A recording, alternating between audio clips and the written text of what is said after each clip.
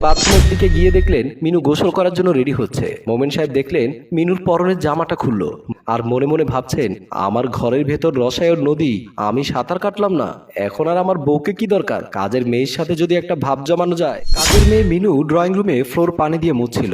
এমন সময় calling bell বেজে উঠলো। মিনু উঠে দরজা খুলতে যাবে, তার আগেই বাড়িওয়ালি নার্গিস বেগম এসে বলল, তুই ফ্লোর পরিষ্কার কর, আমি দরজা খুলে দিচ্ছি। নার্গিস বেগম গিয়ে দরজাটা খুলে দিয়ে দেখলো ওনার স্বামী মোমেন সাহেব বাজার করে নিয়ে এসেছেন। কড়া রোদ্দুরে মোমেন সাহেব বাজার থেকে বাজার সদাই করে আসতে গিয়ে গরমে হাঁপিয়ে উঠেছেন। কপালে ঘামের চিহ্ন দেখে নার্গিস বেগম বলল, বাজার করতে গিয়ে তো তুমি একেবারে হাঁপিয়ে উঠেছো, বাহিরে প্রচুর গরম পড়েছে তাই না? মোমেন সাহেব বলল, বাহিরে গরমের চাইতে বাজারের চড়া মূল্যের গরমে বেশি হাঁপিয়ে উঠেছি। নার্গিস বেগম বলল, আচ্ছা ঠিক আছে, তুমি সোফার উপরে বসো, আমি তোমাকে এক গ্লাস শরবত করে দেই। মোমেন সাহেব বলল, চিনি একটু কম দিয়ে লেবুটা একটু বাড়িয়ে দিও। বলেই মোমেন সাহেব সোফার উপরে বসে গেলেন। নার্গিস বেগম বাজারের ব্যাগটা নিয়ে রান্নাঘরের দিকে চলে গেলেন। মোমেন সাহেব হঠাৎ খেয়াল করলো কাজের মেয়ে মিনু ফ্লোর মুছতে গিয়ে পরনের জামাটা গুছিয়ে রাখার কারণে পেছনের সাইডটা পুরোপুরি দেখা যাচ্ছে। হঠাৎ মোমেন সাহেবের দিকে দৃষ্টি যাওয়ার ফলে মোমেন সাহেব চমকে উঠলেন। কাজের মেয়ে মিনু আজকে প্রায় 5 বছর ধরে মোমেন সাহেবের সংসার গৃহ পরিচারিকার কাজ করেন, কিন্তু মোমেন সাহেব কখনোই ওভাবে মিনুর দিকে তাকায়নি।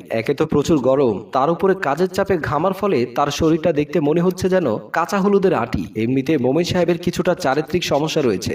স্ত্রী বুড়ো হয়ে যাওয়াতে মোমেন সাহেবের চাহিদা ঠিক মতো মেটাতে পারে না, তাই প্রতি রাতে স্বামী স্ত্রী দুজনের মধ্যে অনেক ঝগড়া হয়। মাঝে মাঝে নার্গিস বেগম রেগে গিয়ে বলেন, বুড়ো হয়েছো, এখনো স্বভাব বুড়ো হয়নি। সত্যিকার অর্থে একজন মানুষের শরীর যেমন বুড়ো হয়ে যায়, তার সাথে তাল মিলিয়ে চোখ এবং মন বুড়ো হয় না। মোমেন সাহেব মন ভরে মিনুর কচি কাঁচা শরীরটা দেখছিল। এমন সময় নার্গিস বেগম শরবত এনে বললেন, ধরো শরবত নাও, আর শোনো, রহিমদের বাসায় দুপুরে খাওয়ার দাওয়াত দিয়েছে, তাড়াতাড়ি রেডি হও, আমি বাজার করতে গিয়ে টায়ার্ড হয়ে গিয়েছি, তুমি গিয়ে খেয়ে আসো, আমি এখানেই খেয়ে নেব। নার্গিস বেগম বলল, তুমি না গেলে রহিম রাগ করবেন। মোমেন সাহেব বলল, রহিমকে বলো অন্য সময় খাবো। তারপর মোমেন সাহেব ওখান থেকে উঠে রুমের দিকে যেতে যেতে মিনুকে বলল, তোর ফ্লোর মোছা হয়ে গেলে আমাকে ভাত দিস। মিনু বলল, ভাত দিতে একটু দেরি হবে, আমি গোসল করব, তারপর ভাত দেব। মোমেন সাহেব বলল, আচ্ছা ঠিক আছে, তাই দিস। এই বলে মোমেন সাহেব চলে গেলেন। মোমেন সাহেব খাটের উপর শুয়ে শুয়ে ভাবতেছিলেন, মিনু কখন এত বড় হয়ে গেল? মেয়েটাকে নাদুস নুদুস খুবই ভালো দেখাচ্ছিল, মেয়েটার কি হলো, এখনো ভাত দিচ্ছে না কেন? এদিকে খিদে জান যায় যায় অবস্থা। না যাই, একটু বাথরুমের দিকে গিয়ে দেখি। মোমেন সাহেব বাথরুমের দিকে গিয়ে দেখলেন মিনু গোসল করার জন্য রেডি হচ্ছে। মোমেন সাহেব দেখলেন মিনুর পরনের জামাটা খুললো। বাহ, খালি গায়ে মিনুকে চমৎকার লাগছে।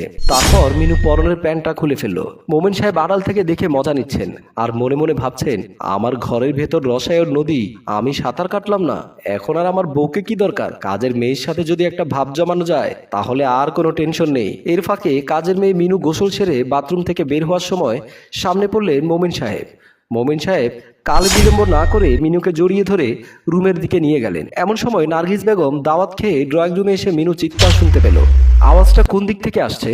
নার্গিস বেগম বুঝতে পারলো বেডরুম থেকে আওয়াজ আসছে, তাই দৌড়ে বেডরুমের দিকে ঢুকে গেল। নার্গিস বেগমকে দেখার সাথে সাথে মোমেন সাহেব উঠে বসে গেল।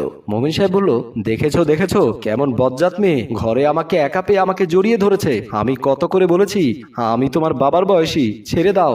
না, এইটুকুনি মেয়ে আমাকে বলে কিনা, আঙ্কেল আমার শরীর জ্বলে যাচ্ছে, আমাকে একটু ঠান্ডা করে দিন। নার্গিস বেগম বলল, বের হ, এখনই ঘর থেকে বের হ।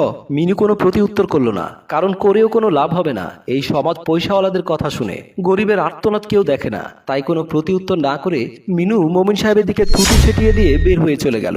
হ্যালো ভিউয়ার্স, প্রতিনিয়ত এরকম অনেক ঘটনা আমাদের লোকচক্ষুর আড়ালে ঘটে যাচ্ছে। দোষ করে কেউ আর সাজা পায় গরিব জনগণ। সুতরাং আমাদের গল্পটি কাল্পনিক। আপনাদের যদি ভালো লেগে থাকে তাহলে লাইক কমেন্ট শেয়ার দিয়ে সবাইকে দেখার সহযোগিতা করুন। ধন্যবাদ।